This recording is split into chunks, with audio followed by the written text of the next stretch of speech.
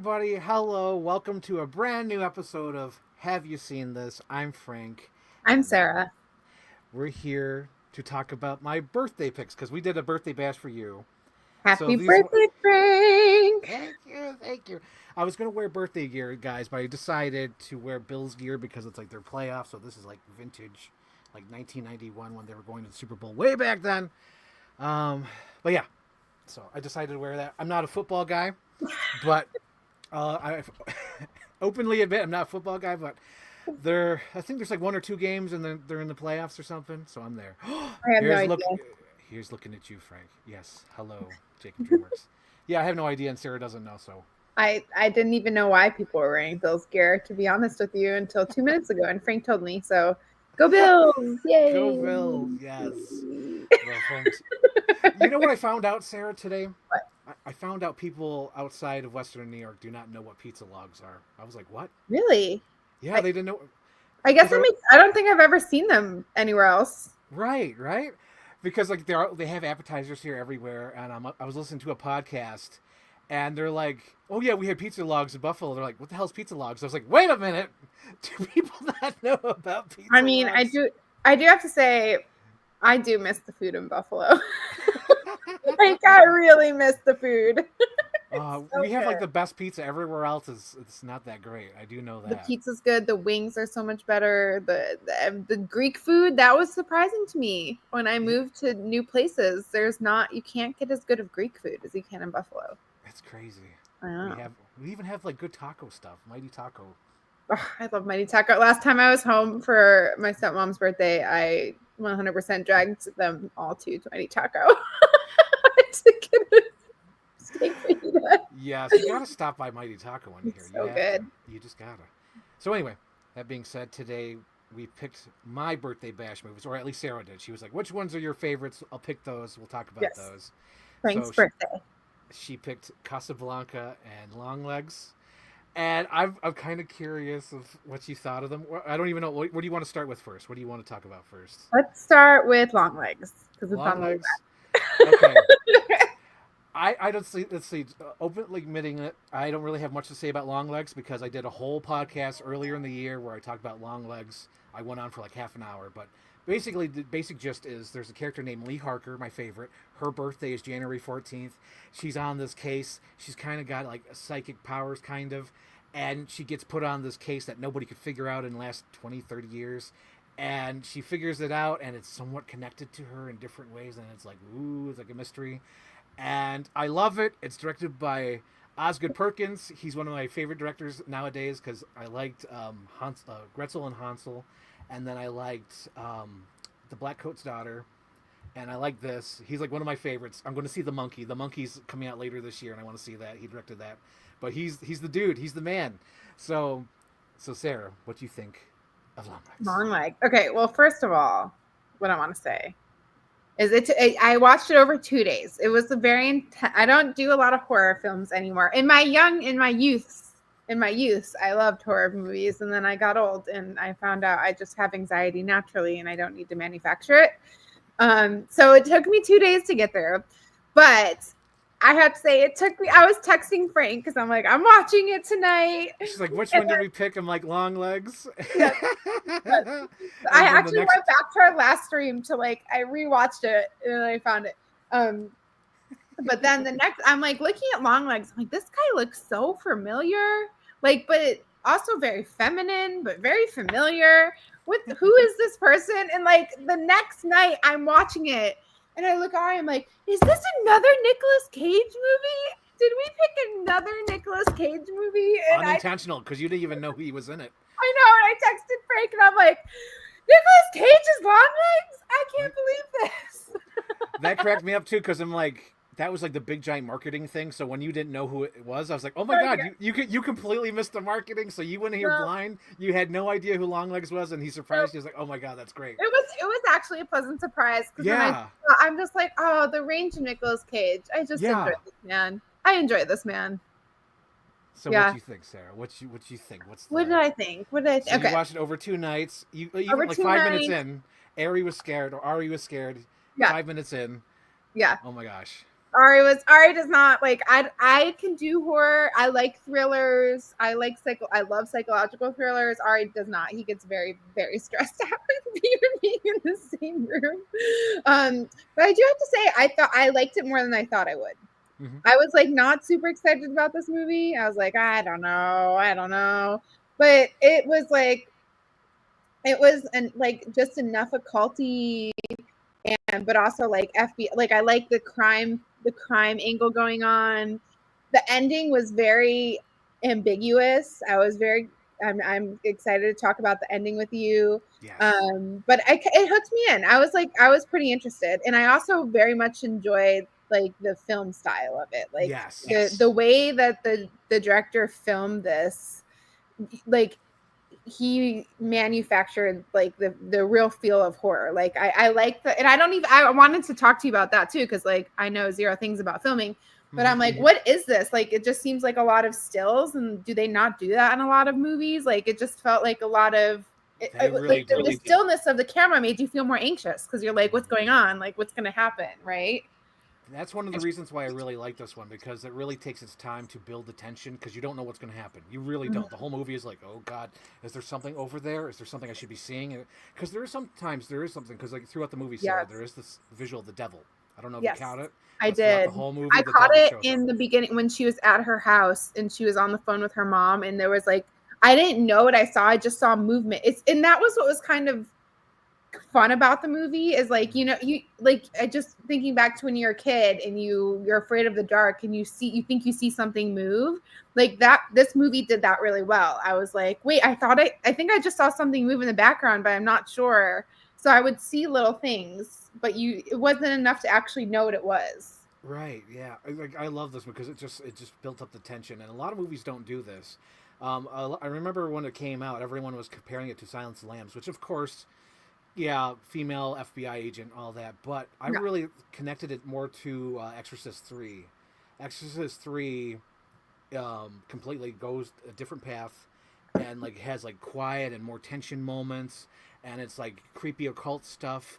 And it just like, there's no jump scares or anything. It just like lets you sit in the moment and just like gives you all that tension, that anxiety of something that's going to happen.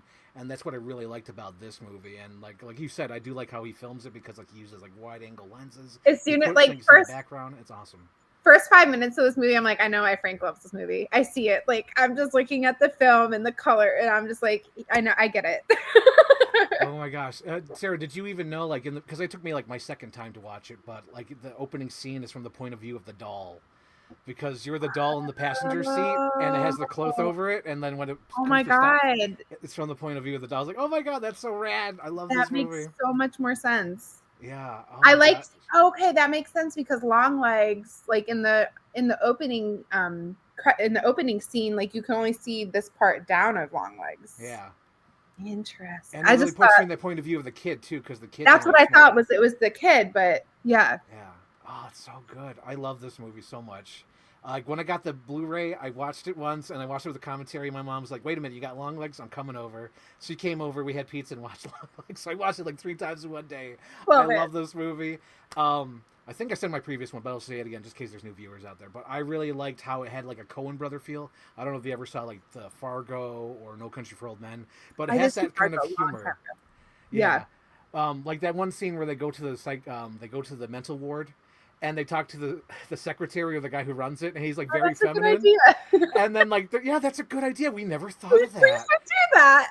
And then like here's the book, and it's like big giant Lee Harker, and it's like, oh jeez. It's like, yeah, we should really check IDs when they come in. It's like, that's hilarious. And then even at the end, there's like some dark humor about like cutting the birthday cake. It's like, of course I got to cut the fucking birthday cake, and you know what's gonna happen. You know he's gonna have to kill the wife, but it's kind of low key and kind of funny because he's getting like, of course I got to cut the fucking cake. I'm gonna cut the cake. What am I gonna do? And it's just so good. And I like the weirdness of it. Like I love like the dream like thing because it almost seems like a dream. There's a part when Longlegs is standing at the bus stop and all the cops pull up, and the hero cop walks into the shot and he's like, get down on the fucking ground. It's so good and so cheesy. I love it. He's just wonderful. I surrender. But it's so good, Sarah. It's so good. So is your birthday? I didn't check the date. Is it January 14th as well? Yes, Or that's why I was like, okay, because I thought it was. I'm like, I'm pretty sure it was the 14th. Because Ari's like, why did Frank pick this movie? I'm like, because he loves it and it's his birthday. Yeah, because like January 14th hardly appears in anything. So when this movie happened and they talked about birthdays on the 14th, and I was like, and she's like, my birthday's the 14th, and it's in December. This is kind of a low key Christmas movie because there's like one Christmas house, but January 14th is when that little kid's birthday is, and I was like, oh my god! I did the Leo point. I was like, my birthday. Yes. It was wonderful. Yeah, it's a Twitch streamer. They ripped a fart. They could taste it. Thank you. Yummy. That's wonderful. I taste it too. It tastes like Frito-Lay chips. What's that quote from Step Brothers? Oh god, I have ketchup and I have not seen Step Brothers since it came out. Oh my god! Speaking of Step Brothers, quick anecdote. So when I was in California, me and my friend went to the movies to see Clash of the Titans, and afterwards we stopped at Barnes & Noble. So we go to Barnes & Noble, and we're about to head to line because he bought this book. And I look over there, and I see this actor, and I'm like, is that John C. Reilly? And my friend's like, no, it's not. No, it can't be. Like, he got nervous. Like, he knew it was John C. Reilly. And I was like, I'm going to go over there. He says, no, don't bother. I'm like, if it's not him, then we never see this person again. I'm going to go over and ask. So I'm like, hello, sir. Are you John C. Reilly? And he lifted up his head. Yes, I am. Oh, my God. Like, and I took a selfie with him. And Sarah, I love him in Chicago. I love him in Magnolia. I loved him in Perfect Storm. But the only goddamn movie I could think of was Step Brothers. And I only watched it once because I'm like, I love you in Step Brothers. And afterwards I was like, I'm such an idiot because I love him as Cellophane. I just actually, when you just said that, I just put two and two together that Step Brothers guy is Cellophane guy from Chicago. Because I love that movie. And then that happened. I was like, "That's oh my gosh!" You're like, "Oh, embarrassing." Embarrassing. Well, if you're out there, John C. Reilly watching, Frank knows you from other things. Yes, I know. I felt so embarrassed. I'm like, I didn't even like Step Brothers. I watched it once in high school. What the hell? You probably get that all the time too. I know, and I just felt so bad because I'm like, I like him from other movies. But anyway, that's the quick anecdote. So Sarah, when you watched the movie, and like, when did you know it was Nicolas Cage, or was it like the second night or the first night? Oh, it's embarrassing. I did not realize it was Nicolas Cage till they were interrogating him right before he killed himself. Like, last scene that he was in the movie, I was like, this is his voice, the face, the smile, something, Nicolas Cage?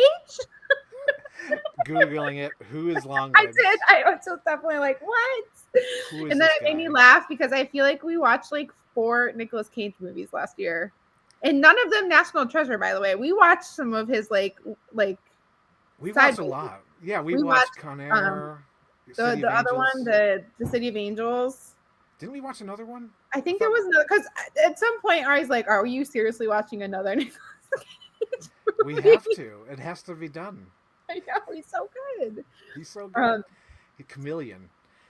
He is a chameleon. So yeah, I really enjoyed. So tell me more about like this film style. Like, what is it? Like, what is it that is this director known for this film style, or is it just something specific? No, to he's like film? this. He likes to doing like long takes, building the tension, making you think things are there, because like Black Coat's Daughter is like almost just like it's all hinted or whatever, because you don't know if it's like actually happening or not happening, because like these girls are staying at their school, and but like one of them is like worshiping the devil, but are they worshiping the devil, or are they just like mentally? So there's like that, and then Gretel and Hansel is like no, is it Gretel? I don't. He reversed it, because like when you look up Gretel, Hansel and Gretel, all these different movies come up, so he reversed it, Gretel and Hansel.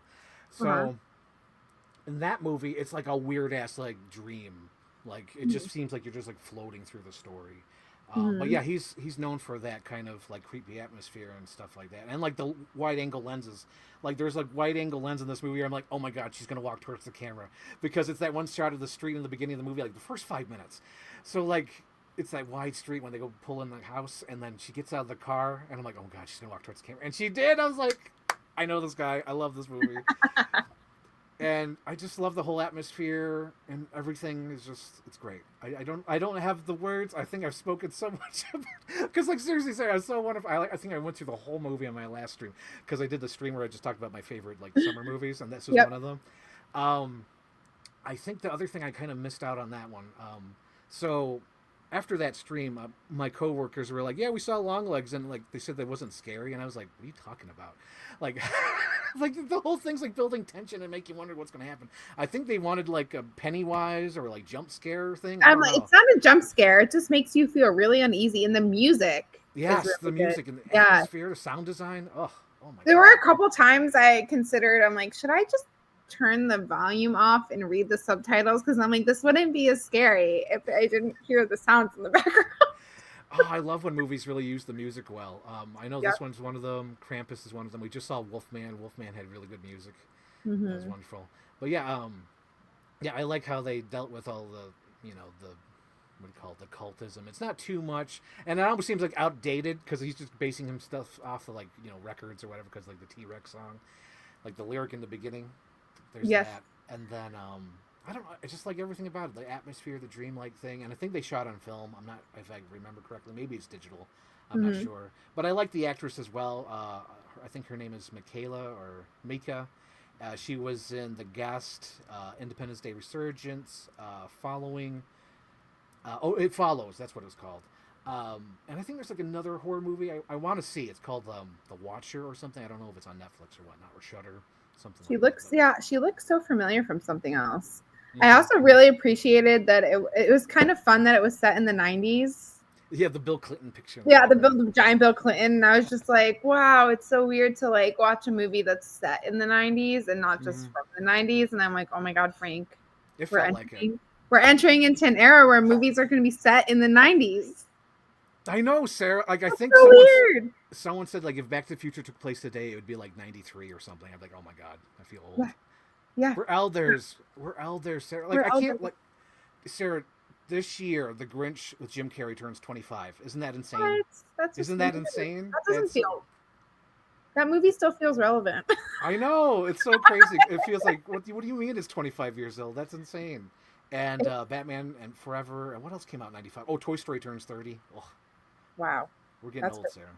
I know, we're getting old. Wait, you're old as Toy Story, right? I am. I'm like, that was the year I was born. Oh my God. Or well, I guess I'm 6 months older than Toy Story or something. Yeah. You're 6 months older than Toy Interesting. So I really like that it was set, and then it was fun. I was just like, oh wow, this is interesting because it's not usually. I'm used to like if you watch a movie from the 90s, it was made in the 90s. Like you're not like trying to throw back. So that was fun. And I also really liked the actress. There was just something. What's her name? Mika. Yeah. Mika. It's hard to pronounce. I think it's Mika. Micah Monroe, maybe. Yeah. Micah Monroe. There's something very unsettling about her. I know. I like how she just has like total antisocial autism or whatever. Like I don't want to deal with people. Yeah, for sure. But she definitely added to just the unsettling feeling of the movie. I'm just like, what's she gonna do next? What's going on? Oh my God! And the mom. Oh my God. The mom was so. I like when she calls the mom, and I'm like, I think maybe halfway through the movie, I said to her, I'm like, she's the accomplice. Like the mom's definitely like that wasn't a big surprise for me. I saw that because there's not that many characters in the movies. Like it's got to be the mom, right? Exactly. And then he's like, oh, your mom gets it right in the letter. Like, don't tell anybody about this, or your mom gets it. And I'm like, I don't know. There's something off about the mom. And then you see the mom and you're like, there's definitely something off about the mom. Oh my gosh, that mom. And even like the creepy flashbacks. Oh my God. It's so good though. I love this movie. I know. And then she says, oh, I was a nurse for 8 years. I've seen some things. And I'm like, okay, mom. Okay, mom. What'd you see? What'd you do? What are you doing? Yeah. But the nun angle was unexpected. Her dressing up as a nun. Mm-hmm. Like that's how she got into the houses and just wormed her way in. Also, like why are dolls just so goddamn scary? Like, is there ever going to be a time where dolls are not terrifying? I don't think so. I really don't think there's going to be ever a movie where dolls aren't terrifying. Because you got even like the new one now where it's like Megan. Megan's terrifying, even though she does silly TikTok dances. She's still scary. Who's Megan? The robot, the AI robot, Megan. Oh, that thing is creepy. Wait, Megan, like Megan Fox from the... No. I can't get not over the sex robot that becomes self-aware. No, Megan. Megan is the AI robot that came out like 2 years ago, I believe, at this point, or maybe was it last year? AI robot. I'm just. Oh, that thing's creepy. What is that?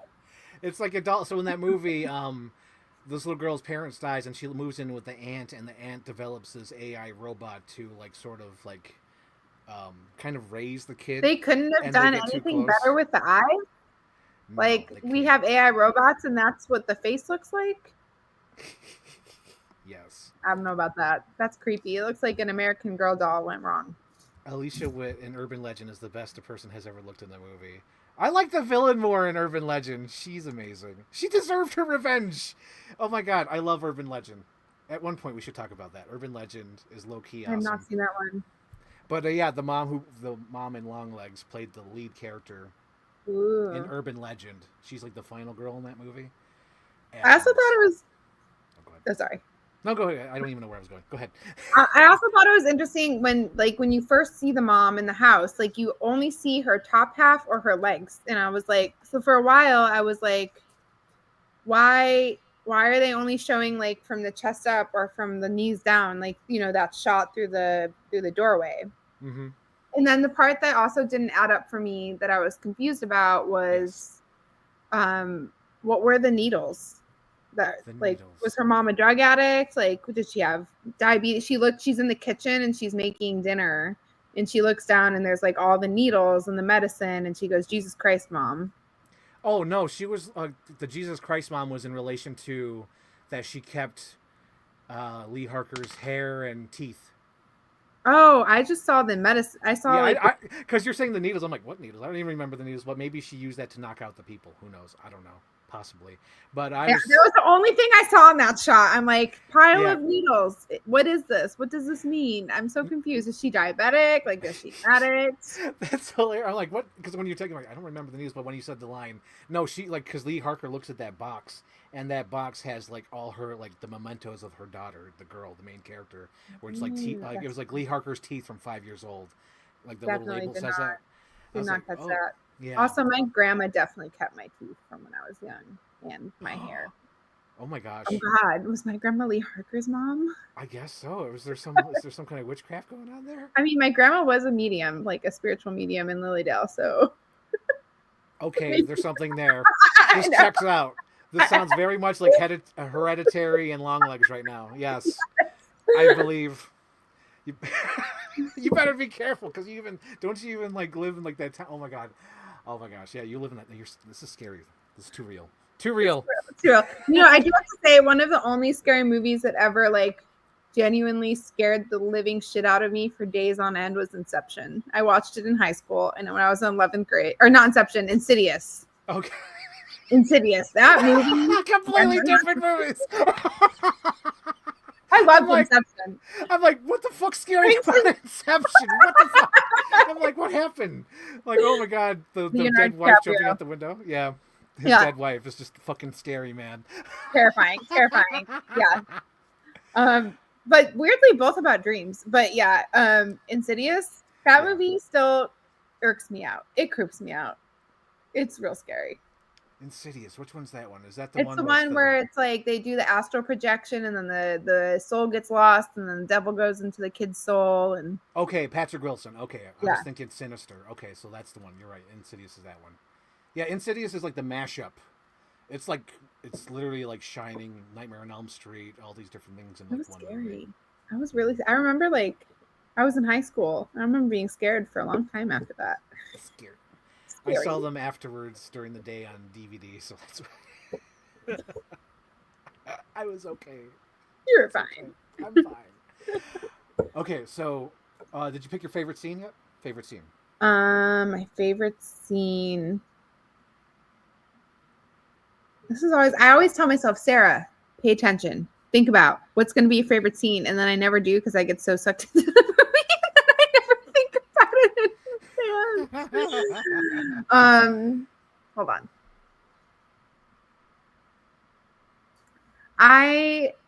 There's like a bunch of scenes that are coming to mind. I wouldn't say any of them are my favorite, but say what scene stands out to you, I guess. The scenes that stood out to me, I really liked when this is like a really simple one and lame, but I like the montage of when she's trying to put all the pieces together and she like falls asleep in this like giant 90s room, and he like opens the door. He's like, what did he say? He said, he's like, come on, let's get a drink. And she's like, I don't drink. He says, no, you're gonna come have a drink with me. Yeah, and he's like, you've been staring at it too long. And then like a couple scenes later, she like discovers something. She said, I stared at it long enough. And I was like, ooh, burn, burn, burn, burn. So I like that one. I also, the ending, we need to talk about the ending, because the ending was like really, it was so suspect. I have so many questions. First, one, like, why didn't she call the police? Two, why did she let him kill his wife? Why didn't she just kill him?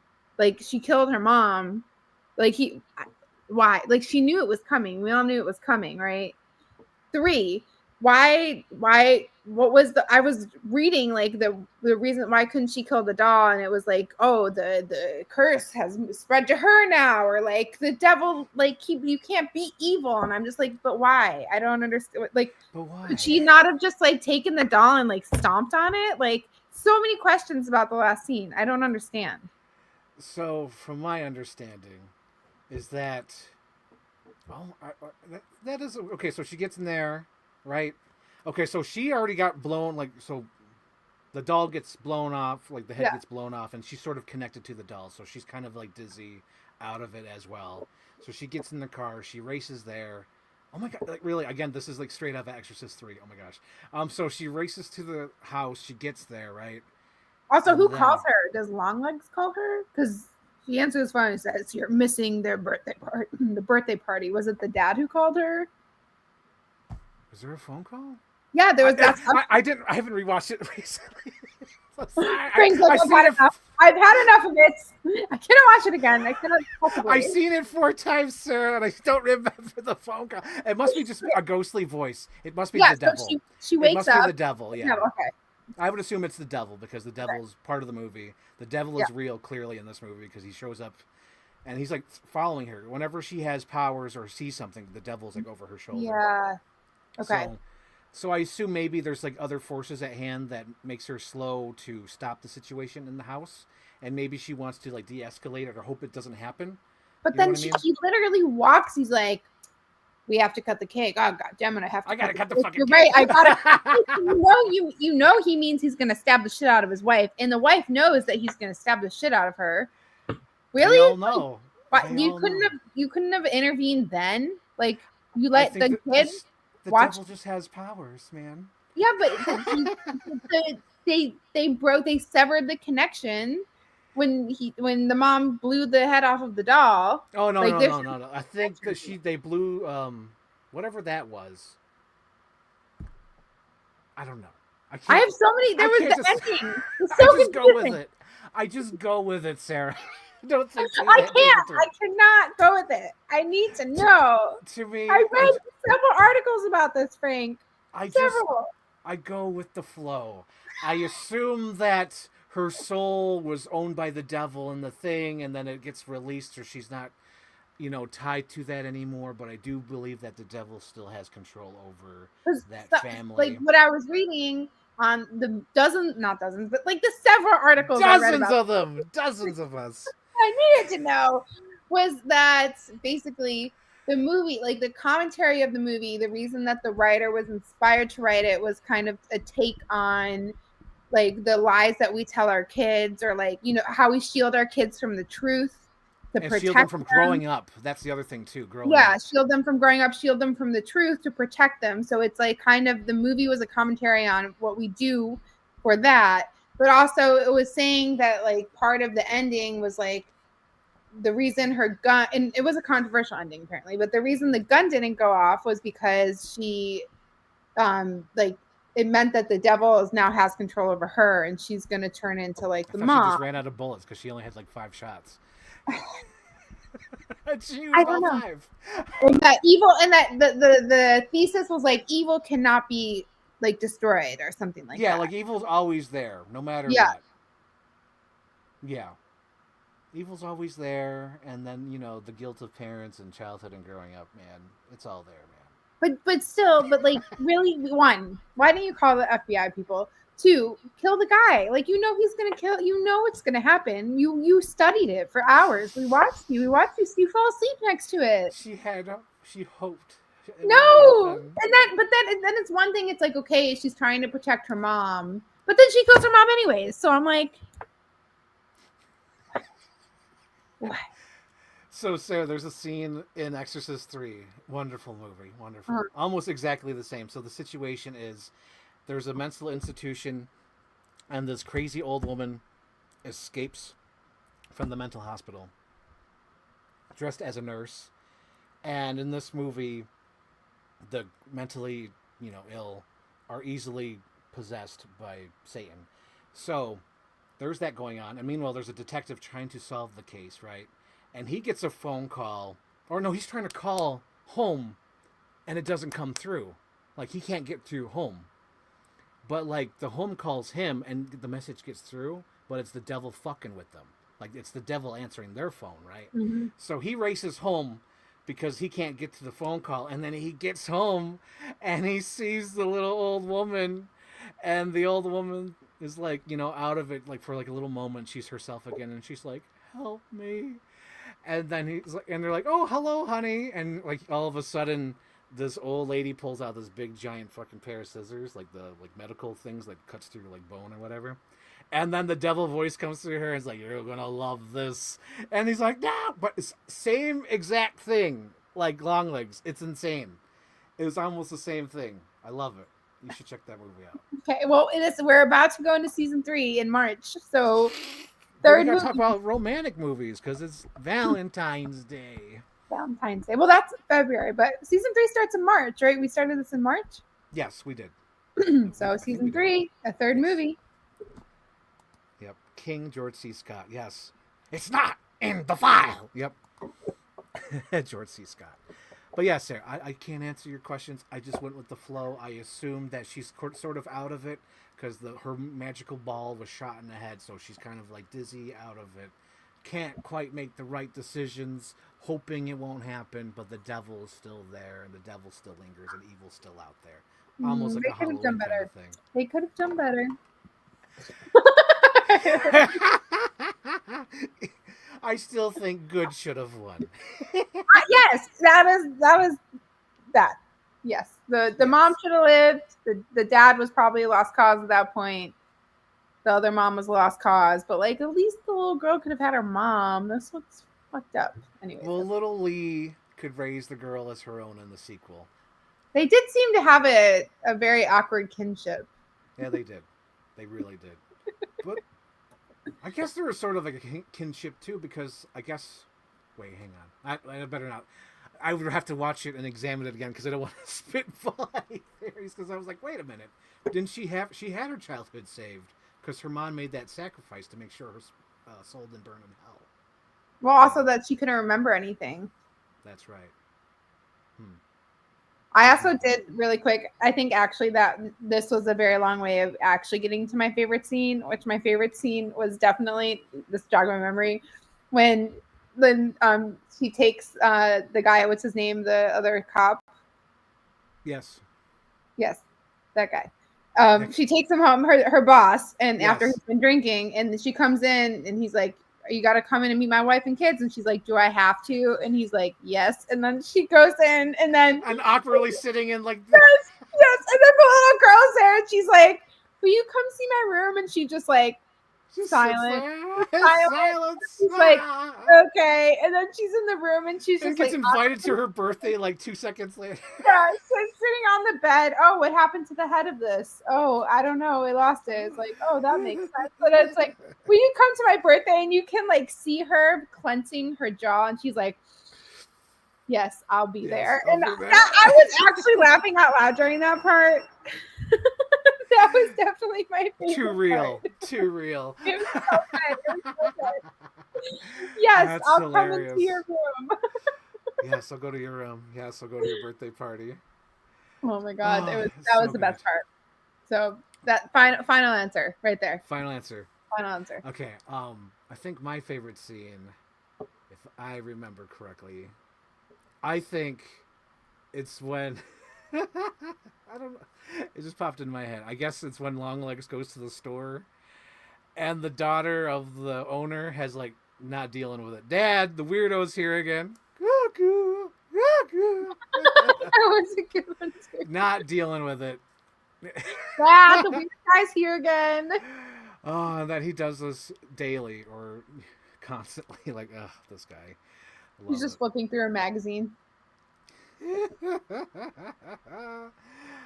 Oh my gosh. I guess another thing, just to say, because I don't think I've ever mentioned in any live stream, but I do like the weird line reading of the mother in the flashback when she goes to confront Longlegs, like, "Hey, what are you doing talking to my kid?"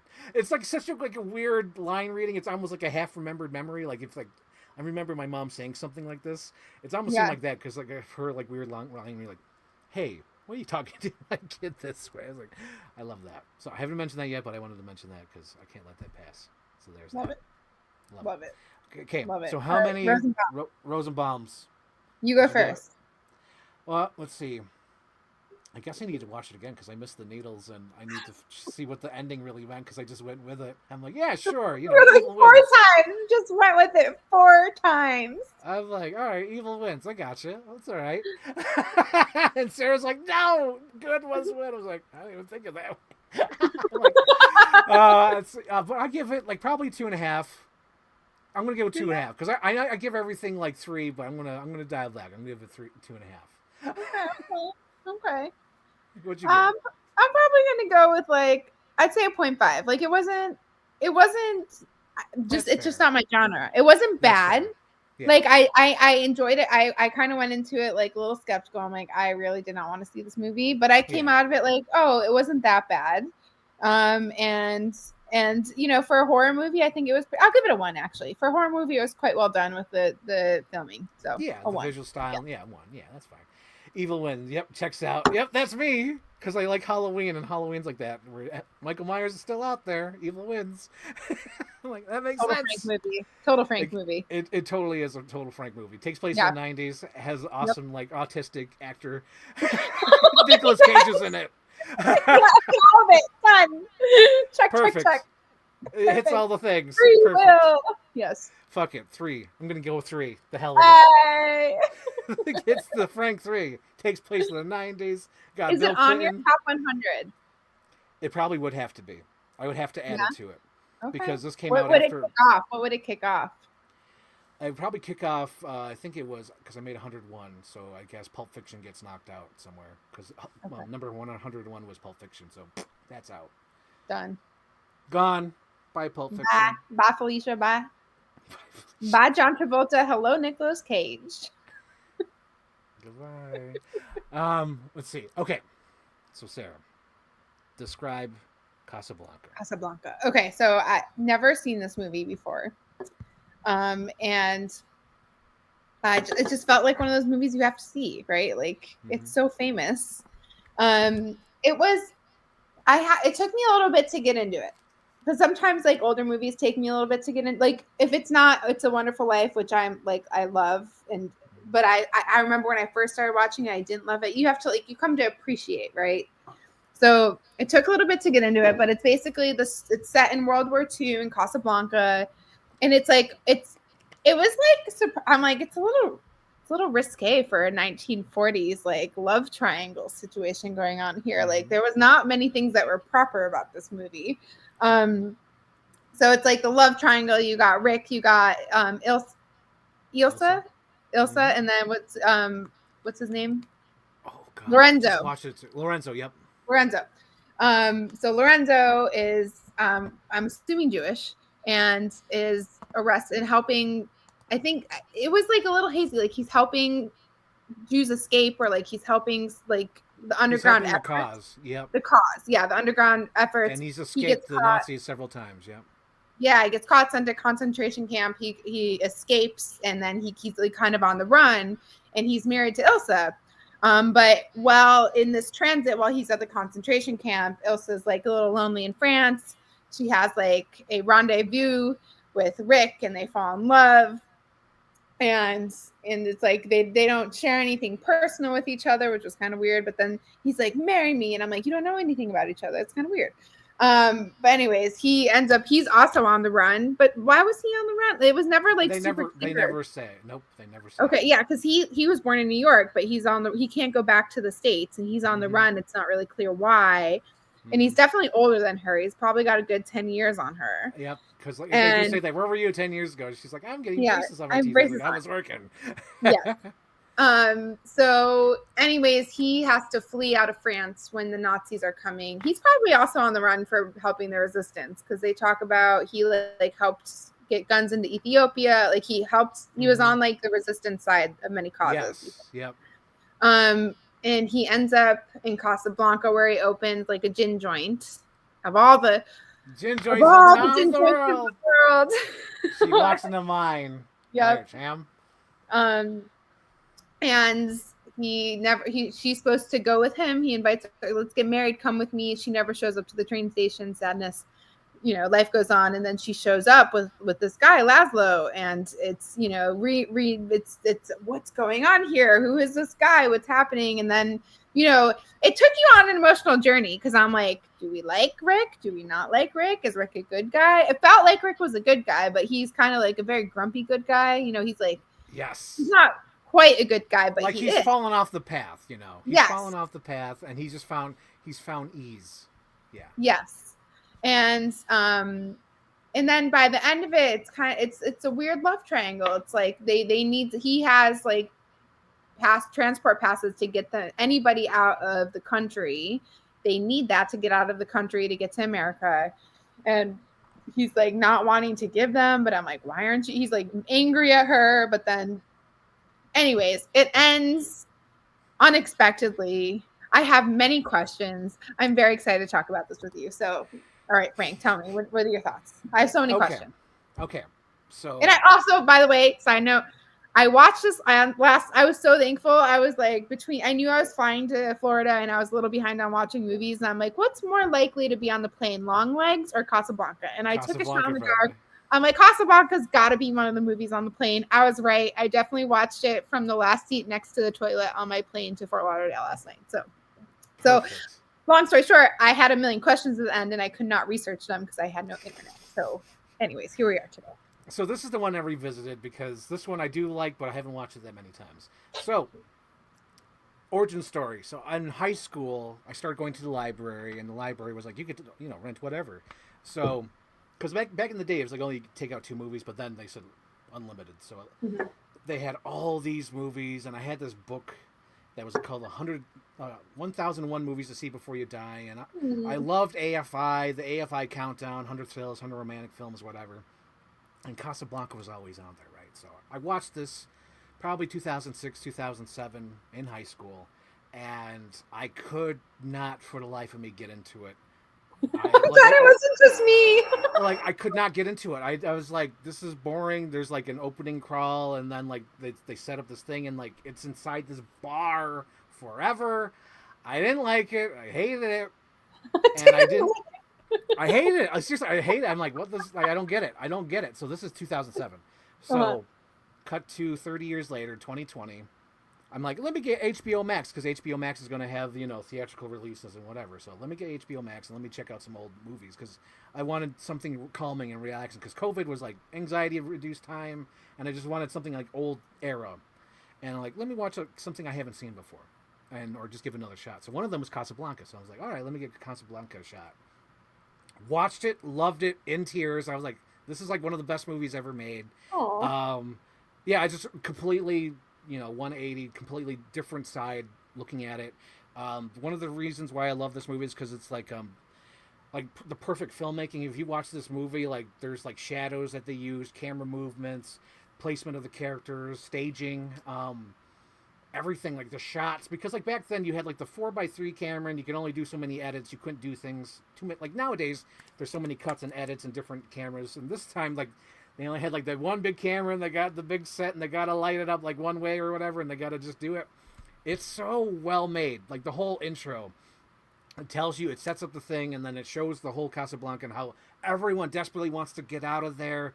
And then it shows like Rick's and everyone's planning. They're trying to get their way out of Casablanca any way they know how, selling their diamonds, trying to get on the ships. And then the way they introduce Rick, because everyone talks about Rick. Oh, Rick doesn't drink with anybody. Rick doesn't do this. Rick doesn't do that. And then you just see his hand signing this check, and it goes up to Humphrey Bogart. Humphrey Bogart is like the Bruce Willis of the 1940s or whatever. He's amazing. I love him in this because like his face has like, he's like Hollywood. To me, when you see him, it's like Hollywood. Yeah. So he's there. And then, oh my God, Claude Rains. I love Claude Rains. Claude Rains is the guy who plays Lewis. Yep. And that, you know how it says like ambiguous and like, oh, kind of out there. I feel like he's like a bisexual man. Like he'll go with whatever. It was like, very like there was a lot about this movie that was very modern. Yeah, because I was watching him, like, you know, never nowadays, I don't think they'd get away, like, you know, get away with it. Because, like, back then, it seemed like he was, like, there's a line in the movie, because I was watching it, you know. Yes. And there's, like, a line where he says, you know, if I was a woman, I'd be with Rick right now. I'd be like, holy shit, like, he just said this in the open to everybody. Like, it was no problem. And then, like, later in the movie, when he's trying to take advantage of the 18-year-old or, like, the girl who just got married. Yeah. And she says, oh, I'm here with my husband. And Rick's like, oh, he's opening up the whole stream. He's going with both of you. I was like, oh, geez. Like, he's completely bi. He'll go with wherever, like he says in the movie. I mean, I'll go wherever the wind blows. He is French. Yeah, that is true. Much more culture. But yeah, that's interesting to me that he's just, you know, wide open. He don't care. And he's best friends with Rick. And even Rick strives to go home. And we never get that. It's always, it's implied that maybe he killed somebody or did something in the States, and he yearns to go home, because there's that scene that makes me cry every time where he like says like, what time is it in New York? I bet they're sleeping. I bet there's all sleeping everywhere, because he can't go to sleep, and he knows that Ilsa will come by, and even like Sam's like, no, Sam's not, she's not gonna come by, and she does. She freaking does, and he's drunk and he messes it up. I love this movie, Sarah. There's so many things I love about it, like the staging, the shots, the music, the photography, the actors. Oh my God, crying at it. Just, oh my gosh. Because I just watched it now, and it just makes me sad. Like when he gets sad because he sees her, because he's put that part of his life out in the past, and he doesn't want to put his neck out for anybody, because he probably doesn't want to get hurt again. That probably cut him deep, and he's like, fuck this. I'm not going to do that ever again. I'm just going to cut myself off and just be neutral to everybody. And sort of, I don't know, I'm sure you looked it up, but there's people say that Rick sort of represents the United States, where he wants to remain neutral. He doesn't want to go inside the war, but then starts noticing all these little things happening where he's like, all right, I got to go into war. I got to step in. I can't just stand to the sides anymore. Yeah. So there's that as well. But I like Ilsa. She's beautiful. She's wonderful. I do like the love triangle. I thought that was like, ooh, this is great. And what's the other thing? I'm trying to think what else before I miss it, because I just watched it again. Let's see. I guess I'll say this because I think I mentioned it, but just in case there's new viewers out there. My fan theory, or the fan thing I would want to do, is if anyone said, hey, Frank, you could make any Star Wars movie you want. Go make a Star Wars movie. I would just take the Casablanca script and just put it on Star Wars. Because it's like a cantina, right? The Empire's taking over, and he sees this long-lost love, and he starts helping them out. Darth Vader's coming in, the Empire's coming. Just put Star Wars paint all over Casablanca, and it would be like the best Star Wars movie. I swear to God.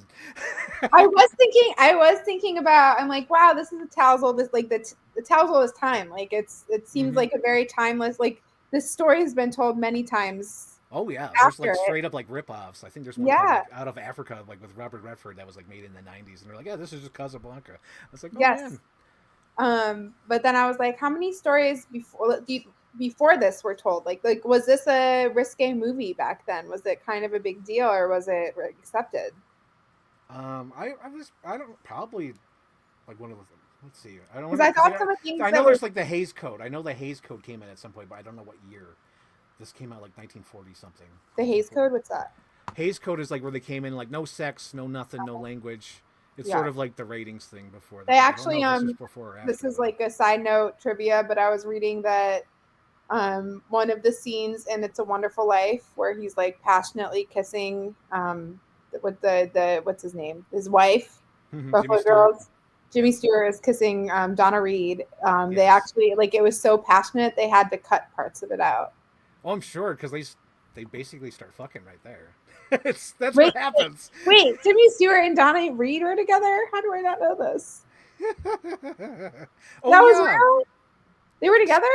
I guess so. I don't know.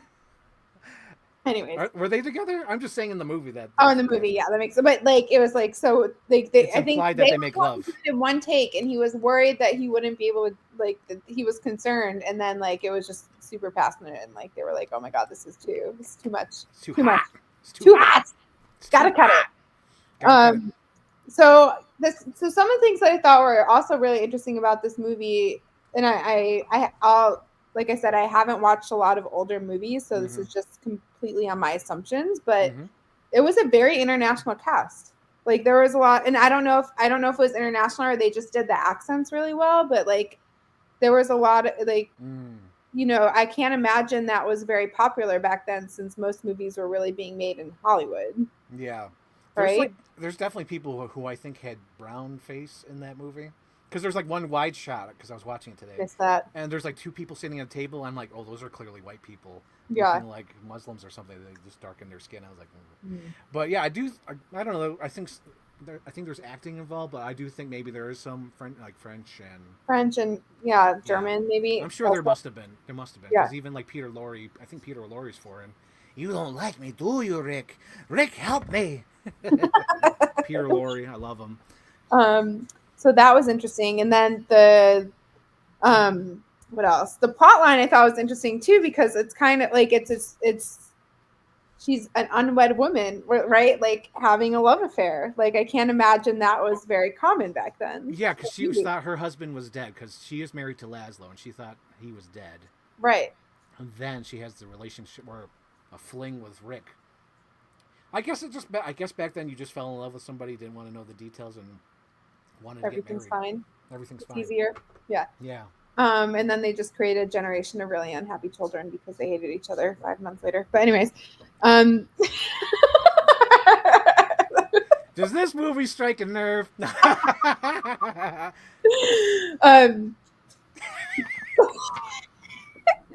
I couldn't decide whose side I was on. I think I was on. I'm like, am I Team Laszlo or am I Team Rick? Jacob. Team Jacob or Team Edward? This is like the original Twilight, actually, or like the original Hunger Games. Yes. I think. Yeah, Rick just painting himself like a rock because he was a baker. Oh yeah, exactly. Bottle of no, gin. wait, that would be Laszlo, right? Yes. Laszlo would paint himself like. Well, yeah, because she ends up. Yeah, Rick is definitely Gal. Rick is Gal in this movie for sure. They have like one passionate kiss, but like they're clearly not right for each other. But the thing that was confusing to me, and I had to look up the ending again. Oh yeah, what was your questions? Yeah, that's right. Okay. First of all, Lewis. Okay. Was what side? Who? What side was he on? Because he's like. He said wherever the wind blows, and I think if anything, because the romantic in him and he loves him, he's on Rick's side. Because the thing I was confused about, he's like, Rick, you can't sell this visa to anybody or this transport papers, right? I'll give you $10,000 or francs if you don't sell it, right? So he ends up with Rick at the end. He's the only one who wins. So he doesn't want, he wants to please the Nazis, then they had this plan, and I'm like, was he really going to arrest Laszlo, or was he actually wanting to help the underground effort? And then Rick holds him at gunpoint, and then like literally and then he doesn't call the airport, he calls his boss, right? Yes. And then he's like, I'm gonna have, before the boss comes around the plane, I'm gonna have to arrest you after this. He's like, of course I know that. And then all of a sudden, love wins. Lewis chooses Rick. I don't understand. The boss shows up and he shoots the boss, and all of a sudden he's like, we should probably flee the country. He's like, yeah, bro, we should. This is the beginning of I literally had friendship. to literally go look it up. I'm like, what side was Lewis on? Was there a double cross that I did not understand? Was he in on this plan? I don't know. I think Rick was planning to shoot Laszlo, but I think he assumed Laszlo would choose Rick's side. But he was willing to get rid of Laszlo because he didn't give a fuck. I think Rick made his decision. He knew what it was. He's like, if I die, I die. If I get out of this, I get out of this. And I think it's Lewis who decides to go along with it. And they don't hire Elmore, call the backup. They call the boss so they can kill the boss. So you think Lewis was in on the plan? I think he decided to go with the plan. I think he, But like he wasn't in on it. He wasn't in on it, but then when he was there, I think he decided to go with it. Like, all right, I see. This makes Rick happy, and I want Rick happy. Rick wants to save his girlfriend, and I want him to be happy, so I'm going to let him save his girlfriend. And then at what point, but to me, at what point does Rick decide he's going to save Laszlo?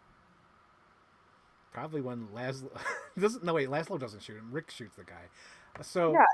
Let's see. I would say like within that last 5 minutes, he decides to save Laszlo. Like, all right. No, but I don't think so, because remember he was gonna let Lewis take Laszlo away, right? I think he must decide when after like. Oh no! So I think he lied to Ilsa, right? He lied to Ilsa because he said, me and you are going to leave the country, right? Right, yes. But then when he gets there, he obviously wasn't going to do that. That was the only way to get her there. So yeah. He says, no, I'm putting you on the plane with Laszlo. You're going out with Laszlo. Right. So but like, he decided that, I'm assuming, when she left that night, when Laszlo came in and he had the cut on his arm. Yeah. But yeah, I don't think he was ever going to go with Ilsa. I think I felt so torn about that, because I'm like, they had this rendezvous, beautiful romance, right? But then we don't know anything about her and Laszlo's romance. Maybe it's even better. Maybe it's a PETA situation. PETA and Katniss, they're meant to be together, but we don't know anything about that. Rick, no, Rick, no. And then he's so sweet, and then Laszlo's so sweet. He doesn't even get mad at her that she's fucking this other guy when he's in a concert. I know, he's like, you got lonely? Well, I got lonely. Yeah. It's all cool. He's really sweet about it, and so I think I'm Team Laszlo. I have to be honest. Usually I side with the main character, but in this one, I felt like that was the right ending. I wasn't even upset, because I feel like it was supposed to be Rick and Lewis and Laszlo and Ilsa. It's a love square. Love square, but like a weird love square. Like if this movie was remade now, I think they would emphasize freaking Lewis being bi, because this is that would be a way better movie. They were heavily implying it in this one, where he's that he's bi. But yeah, I got no qualms with the end of the movie. I assume that Rick is lying to her just to get her on the plane because he wants to save her. He knows, and not only that, but as the movie goes along, it's increasingly showing that Rick is becoming the good guy because he saves that younger couple. Yep. And then he's starting to change his mood with Ilsa, because Ilsa brings the good out of him. It's beautiful. Oh my god! But she does that with everyone she meets, I guess. Because even little Sam's like, I ain't played that song in years. Oh, I love Sam. I think Sam was my favorite character. Sam is the best character. Now that's a friend. That was a friend, because he kept getting yelled at by Rick, and he's like, no, I'm going to stay here with you. I know, and then he's protect. He's like, let's just go fishing. Like he's the real MVP. Yes, because he's like really trying to help Rick, and then Rick's like, no. He says, no, then I'll just sit here with you, Rick. If that's going to be the case, I'll just sit here with you. He even pulls down the chair. He's like, all right, we're in this, man. Because I think it's because he was with him the whole time. Because wherever Rick owned, I think it was like a store or something in Paris. They just traveled together, so they've been friends for years. Years. Is it another love story? No, Sam. That's totally hetero. That's hetero. Fine. Take my dream. Stop shipping everybody. Everybody must be shipped. I ship Rick and Sam. What if it's like a rendezvous for three of them, like a triangle, like a good love triangle? Oh my god. No, Sam, I can't. Sam's too innocent. Don't ruin Sam. Fine. You can ruin Lewis, because Lewis is for sure. He swings his leg both over the fence. Yes, he's doing that for sure. I like Lewis. I didn't like Lewis, but then I liked Lewis. But then I didn't like him. But then I liked him. It was like a because he kept flipping. Whatever scene he was in, he would flip. Yeah, he was a flip flopper. I mean, that even like reiterates and resolidifies our theory here. He's like a little column A, a little column B. He has the best of both worlds. Like, he could have had the girl and the husband, and then the blonde girl the next night. He's like, I could go whatever. But if I was a woman, Rick's the one for me. I can't believe he said that. I remember watching this back in 2020. I was like, what? It came out of the blue, because he's like, oh man, if I was a woman, whoo. So weird. I support it. I like it. I support it.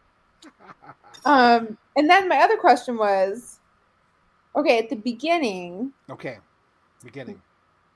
There's the German, like there's the the private room or like the special club, right? Yes, the And gambling room, the special they're gambling letting room. people in, and then there's one German person trying to get in. Is that guy a Nazi? And then Rick says no. I think that's one of the Nazi leader, right?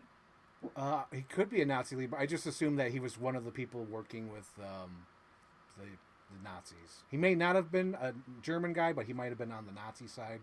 Okay, so that was, Rick is was that like, like basically? I mean, America was neutral. Like Rick was neutral, but really he wasn't. Like he didn't support that. Yeah. He didn't want him or in his whoever stuff. that guy did, because he says, "You're lucky your money's even used at the bar." Yeah, I don't need your business here.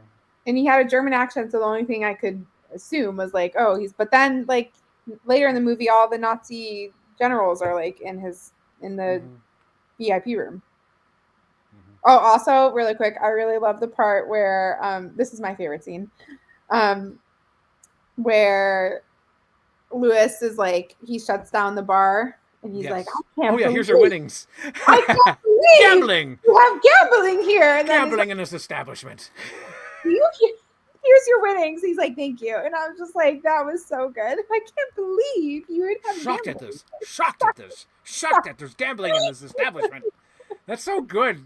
And it's just hilarious that he's like, oh yeah, that's where the line's from. Round up the usual suspects. That's where that line came from, this movie. Yes. That's right. That's right.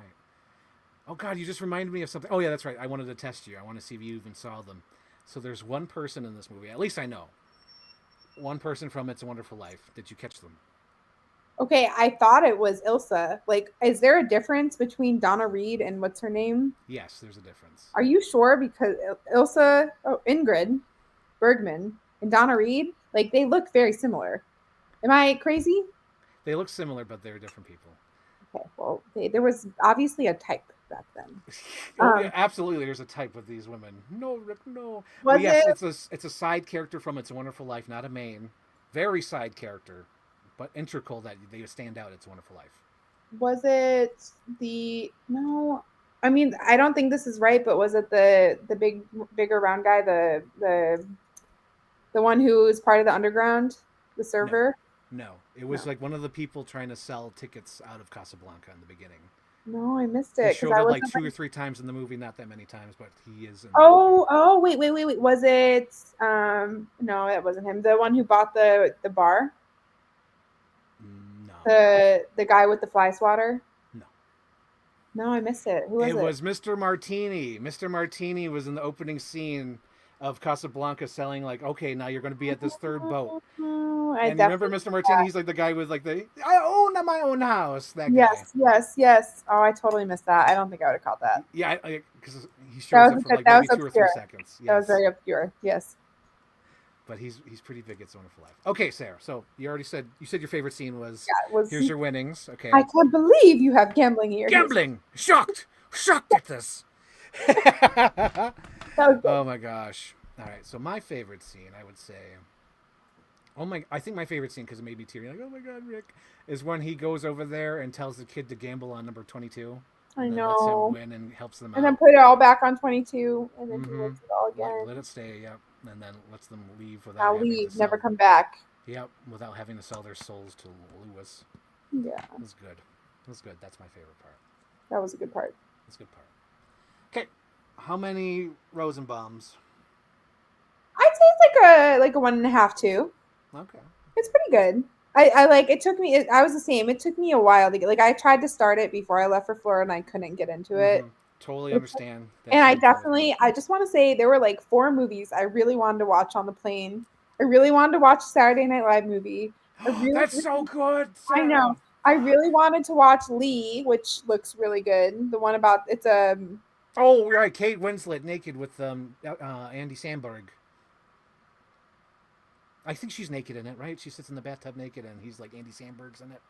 And no, I definitely want to watch that because I love Andy Samberg. But no, Lee's the one, right? Isn't Lee's the one about the world. It's about a true story about a model who turns into a World War II war journalist. Yeah, she's like naked in the tub, and it has Andy Samberg. Andy He's in it. Samberg's like my celebrity crush, so I'm And very... you didn't know he was in it? No, I didn't even know about this movie until I Oh literally my saw the gosh. preview. Oh wow, that is Kate Winslet. Wow. Oh my god, Kate Winslet and Wait, you Andy. didn't know Kate Winslet was in it? Oh my I gosh. literally all I saw was like the cover, and I'm like, that looks vaguely like Kate Winslet, but also not. And then I read the description. I'm like, oh my god, female World War II journalist. Girls get it Yeah, done. girl power. Yes. So I really wanted to watch that movie. I really wanted to watch a Saturday Night movie. But I watched Casablanca because I'm committed to our show. Yes, committed. I'm committed. You commit to the show. Commit. Okay. Legally binding. You said Legally yes. binding. Yes. I'm here forever now. You're here forever. What was your Okay, Rosenbaum. Obviously, I got to give it a 3 because it's number 2 in my top 101 favorite movies. It's number 2. This is number 2. Well, it's like I put it up there because I like the filmmaking, and I haven't watched it that many times, but it's up there. Like if I were to say like that's like the perfect movie, it's Wow. this. Is it under Home Alone or above Home? It's above because like number 1's Halloween, and then number 2 is Casablanca. So Okay, wait. I want to hear more though. Like, what is it about this movie?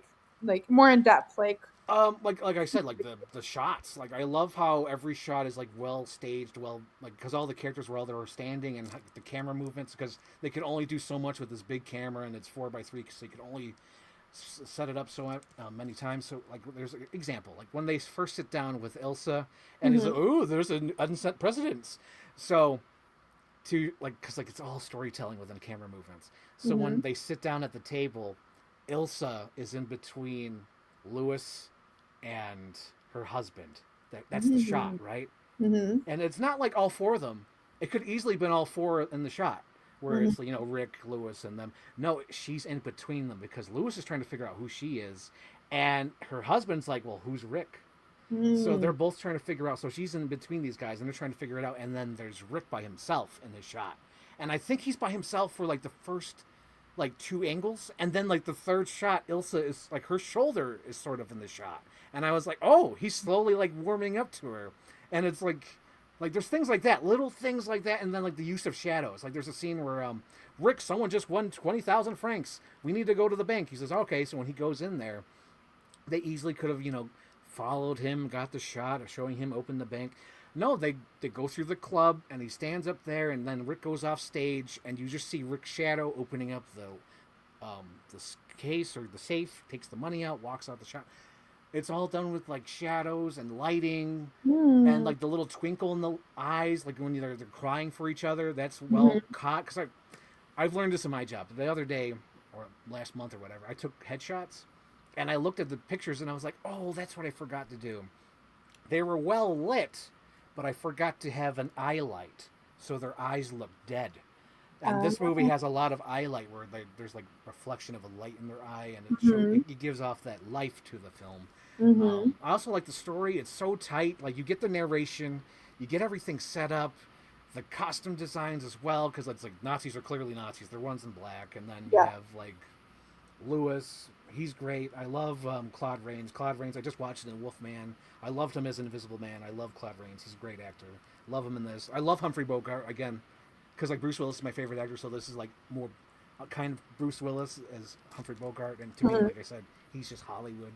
And then, and of course it's like me, like all how your movies are like feeling and like family and all that. Mine is usually the one guy who has to do it on his own or make the change or make that sacrifice, and Rick is that character. Rick has to sacrifice his comfort, even though he's like given up on everything. He's comfortable, but now he has to risk making that change, going back to what he was, to save the day, to save Ilsa, to save Laszlo. If Laszlo gets out, that means he gets more support for the Allies. So it's a lot of that where it's like the one guy who has to do it. So that's my thing, because I love Die Hard, I love Batman. Yeah. Where it's or even like the Grinch, where the Grinch has to make a change, and his heart grows 3 sizes bigger or whatever. But yeah, that it goes with me. So that's another thing. I'm like, oh, that clicks with me. Of course, that's me. But yeah, it's just so well made. And then not only that, but it's iconic. Like the freaking lines, play it, Sam. You must remember this. Here's looking at you, kid. To me, like it reminds me of childhood as well, where it's just like nostalgia. because I didn't see this as a kid, but like when I like see Humphrey Bogart, I just think of a certain time. Mm-hmm. So it's just weird. I don't know how to describe it. No, This is all these things. This is a good explanation. I like it. This is all the things. All the things. Like there's Okay. more. Yeah, but yeah, that's it. This is helpful. I have one more question, and this is technical. I need your film expertise. Yes. Why in like old movies, like same thing in It's a Wonderful Life, when they have like the single shot of a woman, like it's really like it's soft, like it looks different than all the other shots. They put like a glaze on the camera, soft focus. Why? I guess they didn't want. It's hard to explain. I guess it's kind of sexist, but they didn't want the woman to look old. It's almost like a filter before filters. Yeah, because it's like same thing in like whenever in It's Wonderful Life, it's just the image of Mary. It's like that soft glaze look. Yeah, they did that forever until a certain time, but they still kind of do that, Sarah. Like just to let you know, in movies, there's a secret contract with some actors where they get digitally make-upped. Like my friend had to clean up like Diane Keaton in one of those Christmas movies to make her look younger and get rid of the wrinkles. Interesting. So basically, like eternal youth is really unattainable even for the rich and famous. Yeah, I would even say I think even Tom Cruise kind of does this, because if you watch The Mummy, that shitty Mummy movie, there's some shots where they overdo the filter where he looks too young. I'm like, holy fuck, he looks like freaking 1996 Jerry Maguire young. It's crazy what they did in that movie. I'm going to start paying more attention to that, because you notice it really in the old movies, but I don't really think I pay enough attention in the new movies. Yeah, because it's probably just hard to see now, because like digital effects are so well done nowadays. And well, also like shots in movies now compared to then, like they're fast. It's like there's fast cutting, fast editing. Yeah, like Longlegs is cool because they are longer shots. Yep. Put the camera down, no edits, no cuts. Yes. Speaking of Longlegs, they even found like they were finding the movie through editing, because he would film these things and like, we'll put it together later or whatever. Because there's that awesome shot where they show that creepy close up of the doll's head, and then it morphs to and then the eyes. Yeah, it morphs to Longlegs. Oh my gosh, that shot they just found in editing. They're like, hey, those two shots actually line up. Let's put them together. Oh. So like, there's that as well. That's cool. Yeah, both of these movies have like long takes and well thought out like angles and reason why they're there. And if you really think about it, break down the shot.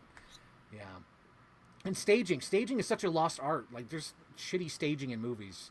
Like when I mean by staging is like when actors are in a scene and like they start moving. Like one of my favorite, I know we're going on a rant here, but there's a scene in Jaws where Chief Brody has to talk to the kids, get out of the water, right? So he's on like the little boat that goes across the stream or whatever with his car.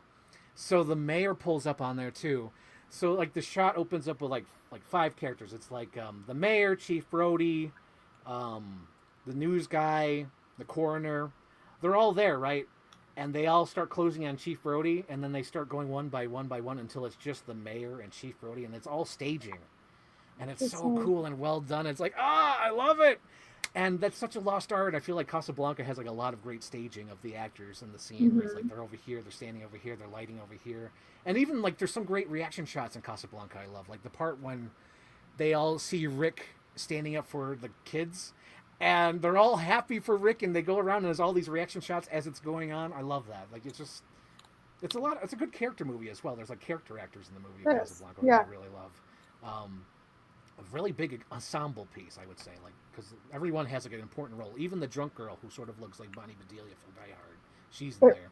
It reminds me, like as I was watching, I'm like, it had a very strong Guys and Dolls feel, like because I feel like a lot of that musical is happening in the bar, right? Like got a lot. It just felt alive. Even the one girl singing in the beginning. Yeah. And the smoke in the atmosphere, like the cigarette smoke, and then the gambling, and I don't know. There's so much going on. There's so much artistry in this movie. I love it. I love it. Also, like thanks for sharing your take on it, because it makes me appreciate it even more. Of like, it makes me want to go rewatch it and like notice those little things. Yeah, just like pay attention to the camera movements, like that alone, and like how they introduce Rick and how they introduce all the characters. Because it even happens with Ilsa, where they talk about, he's got a lady coming or whatever, and then she comes in, and then that's even good because like when she comes in, something's up because Sam looks at her. And he notices her, and then he's like looking around for like Rick. Like, oh no, shit's gonna happen. I love that where it's all done with like characters. You don't have to overly explain shit. It's like it's all there, on the screen. And is this was another question I had. Is Laszlo, is he like a movie star? Like, why is he famous? Laszlo? I might have missed that. I'm not even. Oh, in the movie or the actor? Yeah, in the movie. Oh, Laszlo. I think they just mentioned that he was helping the Allies, right? He was just on the underground, and they kept escaping concentration camps. Okay, so he was kind of famous. I didn't know if he was like a movie star, like something famous before. Oh yeah. Okay. No, I think he was just a good man beforehand because even she hints at it, but Rick doesn't want to listen, so they don't. That's another thing. They try to explain the background when they're like, "No, we don't need that. You just need to know the basics. You just need to know that they were in love and that Laszlo is her husband." Because she started to explain it, and he says, "I don't need to know." Because she's like, "Well, when I was young, I met this man, and he was such a great man, and he did so much, and I worshipped him." And he's like, "Yeah, forget it. I'm drunk. Get out of here." It's that scene when you find a little bit about Laszlo's past, but I think that's about it. That's and everything else, yeah. Because he escaped the concentration camps, and apparently he must have been bigger because they didn't recognize him. Because there's like one line where like, "Oh, what happened to you?" He says, "Well, you lose weight in a concentration camp," so he must have been like a bigger man, or something at some point. So there's that as well. Also, it reminds me another little nerdy thing about me. It reminds me of my favorite Disney ride that's now defunct and gone away. The Great Movie Ride, where you could ride through the movies. Oh my god, I forgot about that ride. Yep, and that ride, they show a little scene from Casablanca where it's the end of the movie with the plane starting up. It's like, you got to go out there. Here's looking at you, kid. Interesting. I was trying to, because this movie came up because of the Megan Fox movie I watched last month. Sarah, I've had 3 people tell me to watch this stupid Megan Fox movie. I got to do it. Is it on Netflix? Yeah. Oh, yeah. Okay. I'm going to do it, Sarah. I'm going to do it because I have Netflix. I'm going to cancel it at the end of the month because I don't need it anymore. You might like it. It was bad, though. I thought it was bad. But I'll probably love it because it's just sort of like, I love you're gonna love it. But like if you're looking at it from like a storytelling line, it was a little great. But I was trying to. I don't think I am. I'm just gonna watch this Megan Fox on screen. Yeah. If you want eye candy, that's the way to watch it. But I was trying to figure out, and it'll be interesting. Next month we'll talk about this. But like they use because it's like the baseline of the movie is like there's the husband and the wife is sick, like she needs a heart transplant, she's in the hospital, and because she's sick and dying and they have kids, like they get a robot, Megan Fox, to be a house robot, and they're watching Casablanca together. Like he's like, "Oh, watch Casablanca with me," and she's like trying to understand the movie. But I'm like, I feel like that movie is in there for a reason. Like they're trying to tell a story beneath the story. Yeah. So I'm like, because it is kind of like a love, it turns. So watch that to see what that means, or if it's just a reference. Yes. So please report back next month, because now that I know what Casablanca is, I'm not going to go rewatch the robot movie. So I'm relying on you for this. I'm wondering if it is just a reference, because even when Harry Met Sally, they watched Casablanca. Maybe. Well, I guess that kind of makes sense though, because Harry Met Sally is like they came together for a period of time and went apart, and that's what Casablanca is, right? Yeah, that's true. That is true. But like in this one, it's more of the love triangle, I think, because there's like the Megan Fox, the wife's away, and the wife. Oh, there it is. The wife's dying, and is away, and like. What is this Megan Fox movie called? So I can see you. Oh, what is it called? Bad movie, Megan Fox. What does she do? Subservience. Yeah. Oh my God, so many people asked me to watch this movie. It's really bad. Nice. It's so bad. It's bad when the director or written by doesn't have any things to click on for Wikipedia. It's really bad. That's not good. Oh my gosh. Okay, Sarah. So we gave our Rosenbaums, we gave our favorite scenes. So what should we watch what should be the theme for February? Or is it going to be a break month? We did talk about doing an alien theme and watching Nope. And, that's right. Aliens, okay. But also, I know you said it's Valentine's Day, so if you want to do like rom-coms, but I'm kind of into the alien thing. I'm kind of really into sci-fis right now. I'm watching Silo. I'm really enjoying it. Love it. Is that Prometheus or Alien? This is Alien. This is from the new one. Romulus. Nice. Romulus rules. Prometheus was like the prequel to Alien, right? Yeah. Yeah. Oh God, I love how it's all canon now. I love that because I know people don't like Romulus, but goddamn, they brought everything in together from all the different movies. I'm like, oh yes, everything's canon. Everything is in the same universe. I love it. But everyone thought it's like, oh, there's stupid references. I'm like, nah, it brings everything together. It's fine. He's like, I want this. I like this. Oh my gosh, Shane. Shane, I already did a whole podcast about My Bloody Valentine. Jesus Christ. But Sarah, so My Bloody Valentine is like one of my favorite slasher movies ever. It's like, you know how we talk about Casablanca, we're like, oh yeah, it's perfect, you know. Yeah. That's what I say about My Bloody Valentine. Like, it's like perfect. The perfect slasher movie. Yes, it's the perfect slasher film. But I already talked about it. Love it. Okay, so you want to stick with aliens? We'll stick with aliens. It's all right. I'm good. Or maybe we could do like a little thing where I pick a romantic movie and you pick aliens. I don't know. So you want to pick Nope, right? You want to I pick feel Nope? like Arrival. I want to see Nope, but Arrival is really good. But you've already seen Arrival. But I've already seen Arrival. It's a good one. Yeah. That's a Sarah movie. I'm gonna just say because you know how I like Casablanca is my movie. Arrival is in a Sarah movie. Oh my! Ari and I were sucked in. It was like, you know, when you watch a really good movie and then it ends and you're really like, you're satisfied, but you're like really bummed out that it ended, and then you're even more bummed out that you're not going to be able to find another movie for a long time that lines up to that movie. I looked for other like sci-fi alien movies for like weeks after I watched that, and nothing was satisfying after. Oh no, because that movie has like a specific Sarah thing. Good. It was that is such a specific thing though. And that's going to be hard to find because that's so I gave up. Specific. I know. I mean, I do have to say Apple TV content like really does it for me. Like, because I love the sci-fi and everything other than Ted Lasso is pretty much sci-fi on Apple TV. So it's quite satisfying. But that movie was so good. Arrival. That's for sure, Sarah movie. You're like sci-fi, but love. I want to talk about it, but I know it's gonna be like a whole other half hour. So no, if we'll talk about it, if we talk about it, we don't. But like that's a Sarah movie for sure. Like if Casablanca and Longlegs is a Frank movie, Arrival is a total Sarah movie because it has all the check marks. It's like this, the time, like time distortion, everything. Yeah, everything, all the things. Okay, so Nope. It's definitely one you want to check out, so we'll put that on the list. Nope. Let's see.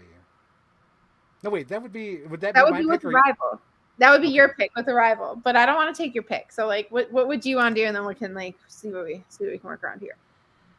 I was kind of thinking about Valentine's Day, but if we're going to do Alien, because I completely forgot about the Alien thing, that's fine. We could do Aliens in March, but then that's season 3. I do like Nope.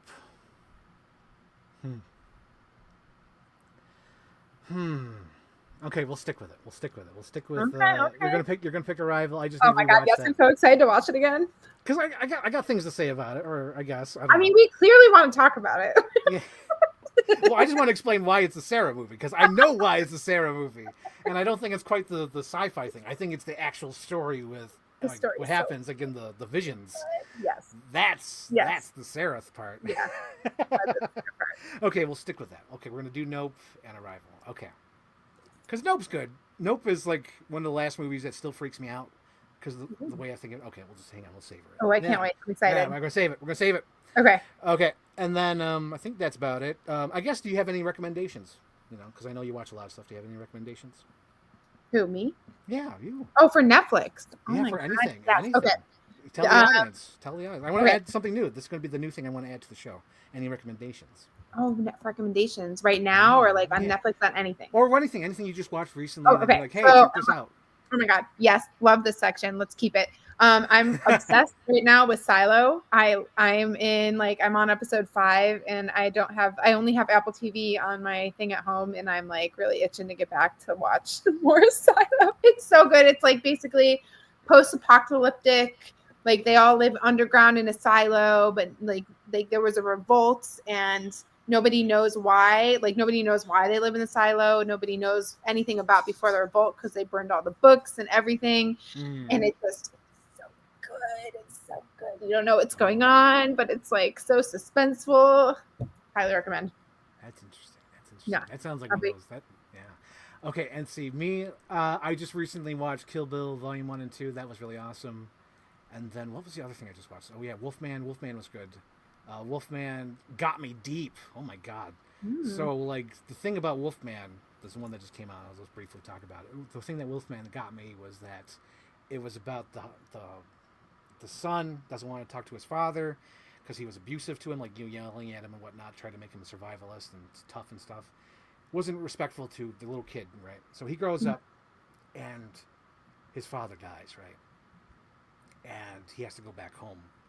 And what happens in the movie is that he finally has to face his father, basically. Yeah. It got me. Because the whole movie, like, he keeps saying, like, I didn't want to become like my dad. I want to make sure that I have a good family and whatnot. And there's like moments in there that just got me. Like there's a scene where like because in the beginning you kind of think that the husband and wife don't get along, but there's a scene that really got me where she's just like, "You're my best friend. I can't go through this by myself." And it's just like, oh my god, it's finally a movie that's not cynical where they just break up or don't get along, or like something like The Shining where it's like clearly they don't get along and they're both nuts to begin with. No, they get along and it's wonderful, and she's just like, you know, anxious or whatnot, but it worked for me. So I recommend it. I know everyone had issues with it, but I recommend that one. It's a story. It's a story. It's a story. It's exactly. I'm like, it's a story. It's fine. Yeah. It's a night out. You don't have to see it again. Just watch it. It's fine. Because everyone's like, Wolfman sucks. The lion sucks. I'm like, oh, come on. Stop it. It's Wolfman. It's Wolfman. Get over yourself. They all act like they're experts. You know what I mean? Like everyone's like, oh, you're supposed to do this to Wolfman. Everybody has, you know, everybody wants to be the expert. Dumb. Anyway, so thank you guys for watching. I'm going to text Sarah, and we're going to remind each other of what movies we're watching over the next month. I know. I need it in my text chain because I'm like, in 4 weeks, I'm like, what did we talk about? But this week, I'm going to remember because I've been thinking about this since like December. So, Arrival and Nope. Oh my gosh, I could finally talk about Nope on how it freaks me out. Like I think when I watched Nope, I think I found out my irrational fear, like my new irrational fear. Oh my god, let's keep it as a cliffhanger. I'm so excited. Yes. So thank you guys for watching. Come back next month to hear Frank's irrational fear. Because like it's never going to happen, but I realized through that movie, I'm like, that's my fear. Okay, that's what I'm scared of. So thank you guys for watching. I'm Frank. I'm Sarah. And you have watched Have You Seen This? Have a great night, everybody. Bye. Bye and stream.